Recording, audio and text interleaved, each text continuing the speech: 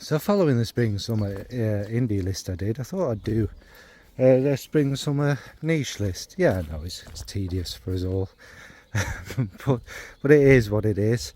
But what do I mean by niche? It generally used to mean fragrances that were just made by a house that only makes fragrances. The word niche, yeah, it kind of means a specific part of something, doesn't it? A niche in the market means a very specific aimed kind of thing, doesn't it? So that's what it traditionally meant. Now what I suppose we kind of means different things to different people, doesn't it? But I suppose it means that kind of thing still, but also maybe perhaps kind of fragrances that are moving up towards that luxury end. Doesn't make them any better or worse than any other category, but yeah. Anyway, let's get on to the video. We don't need that tedious kind of ramble. So first up on the list is the first Killian. Now there are only a couple, don't worry. And I've decided to not mention, you know, ones like Moonlight in Heaven that we all know very well. So this one is Playing with the Devil. Now this is like a sunset fragrance, if you like a big orange ready sky over the coast or whatever. You're having some beautiful, sweet, lovely, juicy, fruity cocktails, and that's ultimately what it smells like, really, to be fair. It's just a big fruit punch. There's no specific citruses that leap out at me. Maybe a bit of grapefruit. There's a kind of warm red, like a grenadine or something in there, and it all goes together to give this beautiful, sweet, warm, dark red orange kind of smell. And under it there's this is quite specific to this fragrance, so it doesn't make it the same as all them kind of designery ones that go down this path. It's got a nice resinous warmth in there. I think there might be is there myrrh? There may be some myrrh, some benzoin, some labdanum, some things like that, you know, giving that kind of sweet, thick, rich texture to it.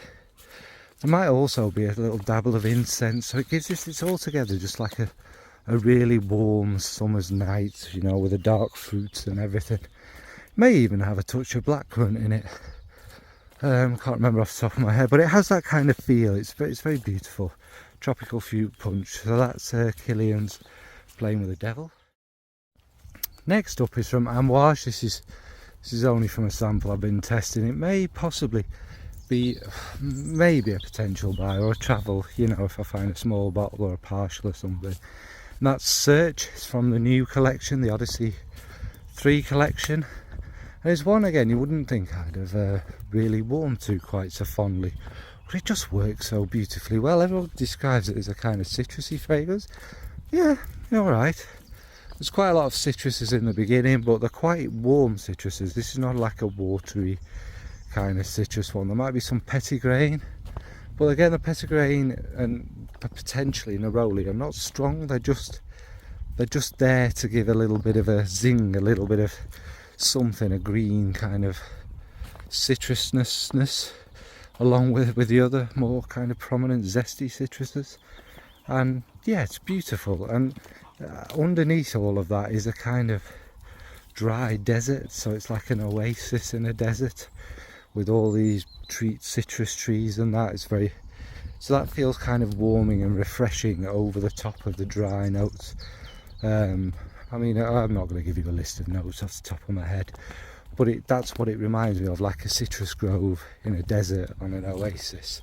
And there's, unlike a lot of citrus fragrances, the citrus actually lasts the entire way through this one, over the top. It's obviously it's not strong and zesty and juicy as it develops, but it's definitely there throughout it all. And a surprising light for me from that. So that's Amouage. Next up of my niche fragrances is 51 from Roja Dove. I've got the Eau de Parfum, which I believe is discontinued. Why, I don't know, but so be it. Anyway, this one is it's a kind of pinky vintagey rose. There's violet leaf in it, but no violet. There's violet in it, definitely. It's a kind of pinky purple smell. There's a lot of notes in it. You don't really smell them all. There's obviously some vanilla, and it's just kind of like a pinky purple haze. That's how I describe it. And some beautiful soft fresh petals, and it goes a little bit powdery, it's a little bit musky. There's some soft woods underneath it, and it's just it's like a refreshing kind of pinkness as well, if you get what I mean. It's more like, you know, it's a hot day and, you know, you're dipping by some little stream, paddling your feet in there, and to cool down and dry off, you roll yourself in all these petals. Obviously you wouldn't roll in some roses unless you're some sort of masochist, but yeah, so it's a very beautiful kind of soft, almost vintagey kind of beautiful powdery rose. It's not particularly unique or wildly exciting, but got it for a good price, and it's a very nice fragrance, you can't deny that. So that's 51 from Roja Dove. Next up is actually a very similar one to it, but a little more complex. Goes in slightly different directions, and that's from Fragrance du Bois. That's Pétales de Cashmere, or Pétales de Cashmere, or Pétales de whatever. It's that one, and basically it's the same. It's kind of, obviously it's very petally. It's violet and rose. The violet's a bit more prominent in this one. Lovely powderiness, and again, but I'm not going to go through it again.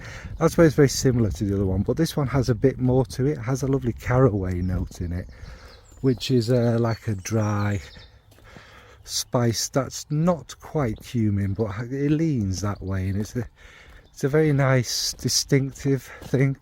It's hard to describe. It's not an EC remotely or anything like that, but it looks a bit like what's it, seed, fennel. It doesn't smell like that though. It's something you'd have in a kind of savoury dish though, isn't it? It's very nice. And along with that is a kind of smooth sandalwood under it, so it has a bit more, there might be sandalwood in the other one, but it has a bit more prominence, but it's not an overly creamy sandalwood, it's more woody. And the musks are very beautiful in this actually. Actually, it's a really nice underrated fragrance. There's also a kind of fruity element. There are some citruses in it, but maybe it leans more violet fruitiness, so maybe there's some kind of darker fruits in there, and giving it all this kind of airiness, this kind of ethereal kind of surrounding you like fresh flowers is the frankincense. And it's a very beautiful scent. So that's Pétales de Cashmere from Fragrance du Bois. Next up, we're moving into the kind of a very affordable kind of niche, and that's from Miller Harris's Found at Dusk. Now this one is a blackcurrant bush. Again, they're things that sort of come out at this time of year, and it's a very vivid blackcurrant bush. There's a little bit of a mintiness, there's a little bit of a kind of herbaceous kind of feel through it, a woody feel, but it's predominantly the blackcurrant bush. There's just a sensational greenness to the point of almost being minty. It's kind of aromatic as well. Obviously the star of the show is the blackcurrant, and if you've ever smelled blackcurrants in nature, then it's that lovely tart sweetness that's in the air.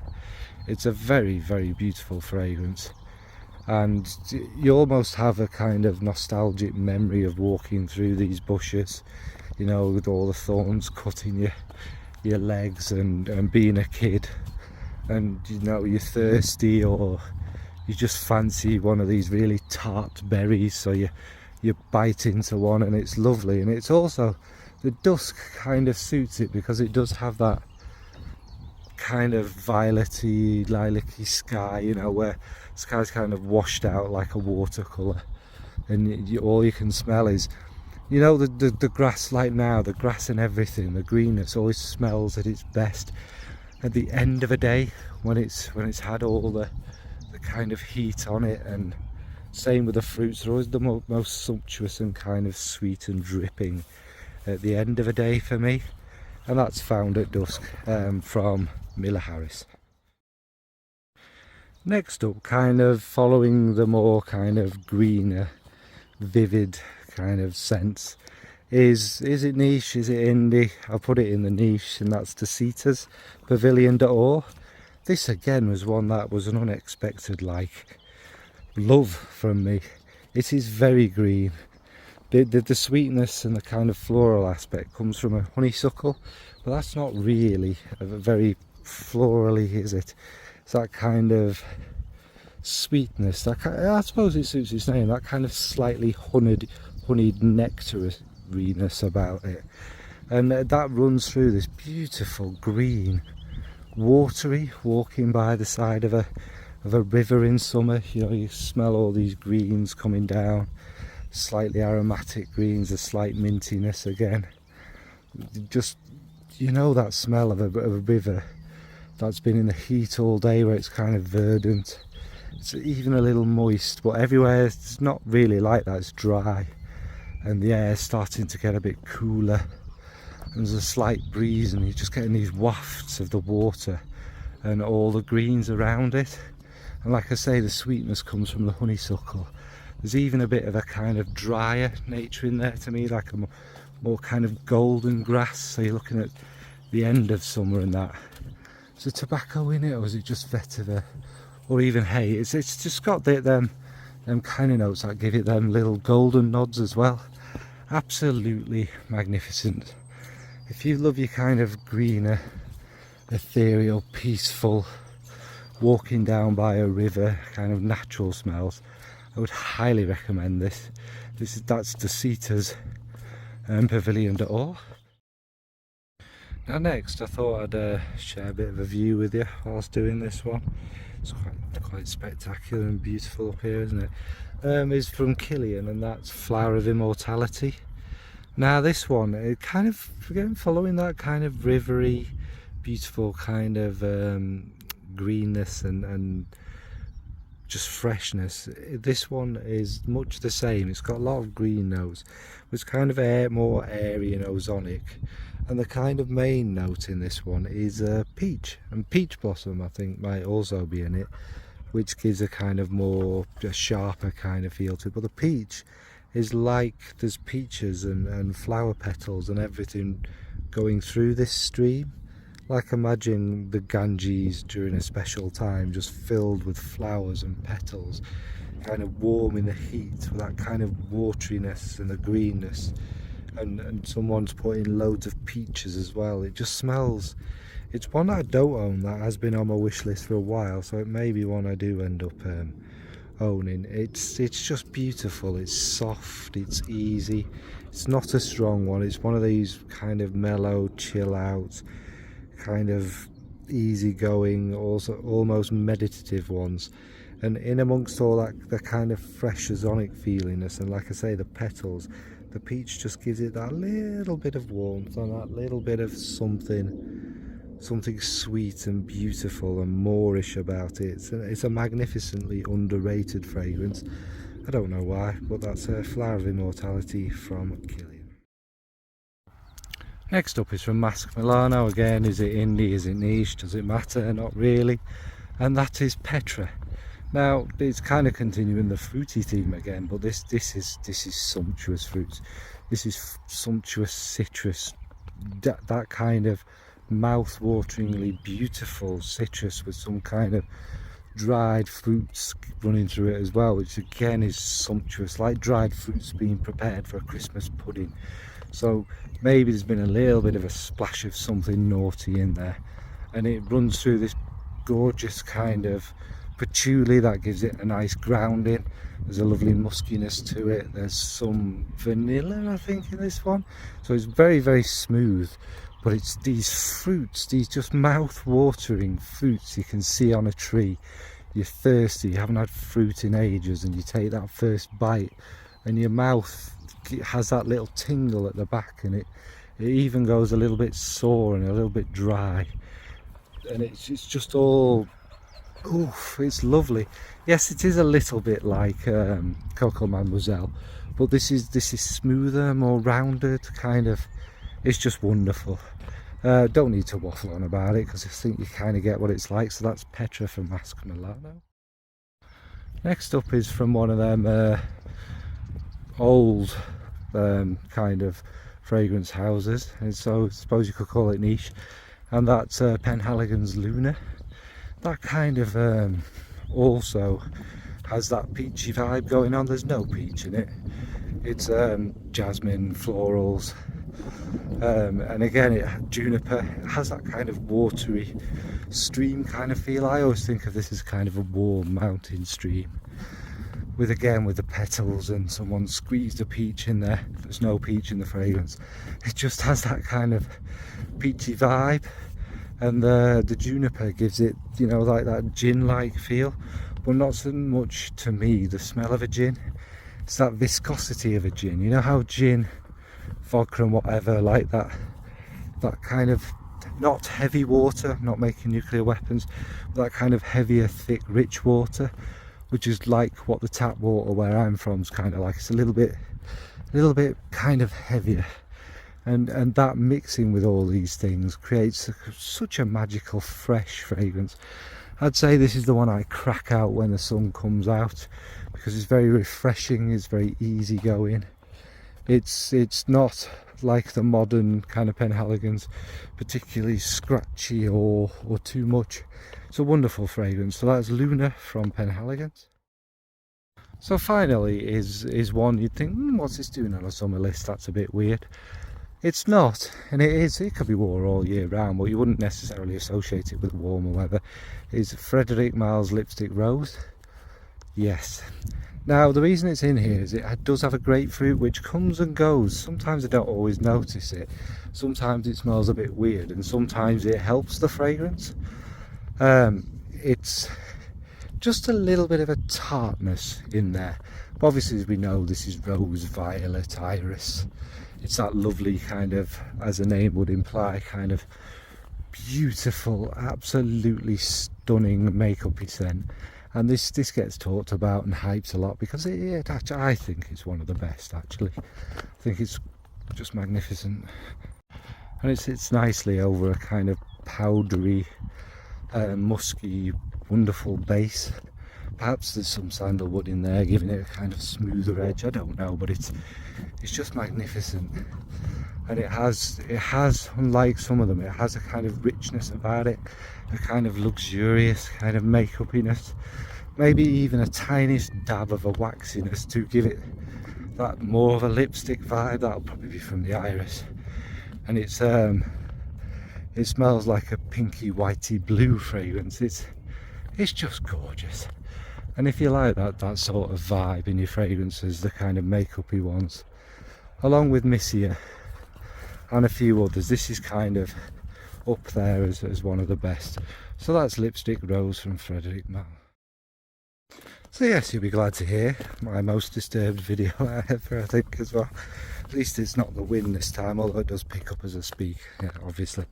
But yeah, it's just you know, following on from the indie one. Maybe I'll do a designer affordable one at some point. Maybe I won't, who knows. Maybe, I mean, if anyone wants it, just, yeah. But I don't have a big fresh collection, as we know. This has been a bit of a stretch, but yes, it's interesting. I mean, these are no better or worse than the indie ones or what have you. Not as creative, but still there's some beautiful kind of fresh ones out there where you don't need to just smell like you stepped out of a shower and peppered yourself in Ambroxan. That's not all fresher fragrances need to be. It doesn't all have to be kind of citrusy and whatever. There's some beautiful floral ones about.